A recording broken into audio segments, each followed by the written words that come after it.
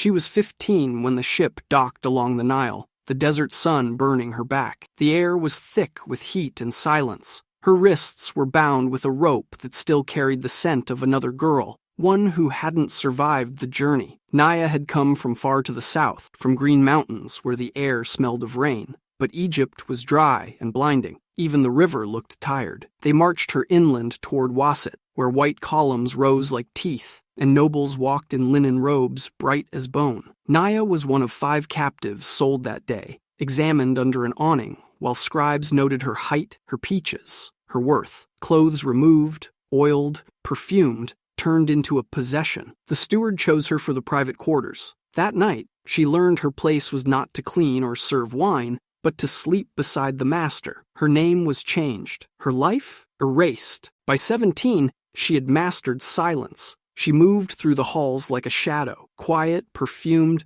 invisible unless summoned. The master, a distant relative of the pharaoh, was wealthy, powerful, and accustomed to owning what he desired. His wife was beautiful and cruel, her gaze cold as polished stone. When Naya entered a room, she pretended not to see her, though her hands often clenched when her husband's eyes lingered too long. The night he summoned Naya with only a nod, she obeyed. His words were soft, his touch practiced. When it was over, he gave her a pomegranate seed and said the gods were pleased. She didn't know which god he meant, only that none had listened to her prayers. Weeks later, she began to feel ill. A housemaid guessed before she did. When her pregnancy was revealed, the master laughed and declared she would name the child after him. In that moment, her chains shifted but did not disappear. She became Walad, mother of his child, protected now by law, though still a slave. Her son was born on a hot night, his cry loud and fierce. The master called him a blessing. He gave her a small room by the kitchens, cramped but hers.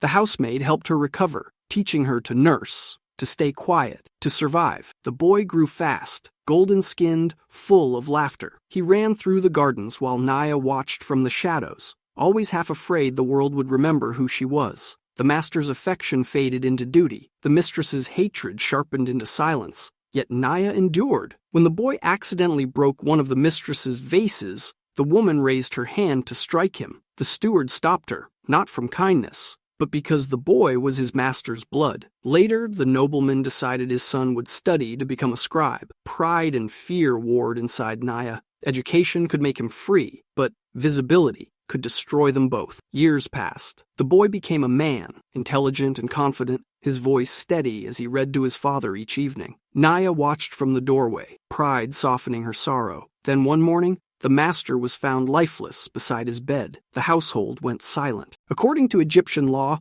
a slave who bore a recognized child was freed upon her master's death. And so, after half a lifetime of servitude, Naya was free. She stayed in the same house, but now the rooms smelled of peace instead of fear. Her son, now the new master, walked with her through the market, his arm linked with hers. People bowed politely. No one called her slave again. At night, Naya opened a small wooden box beneath her bed. Inside lay a thin bracelet, the one her mother had given her before she was taken. The metal was worn, but the memory still pulsed within it. She pressed it to her chest and whispered a promise into the dark that no daughter of hers would ever live without a name again.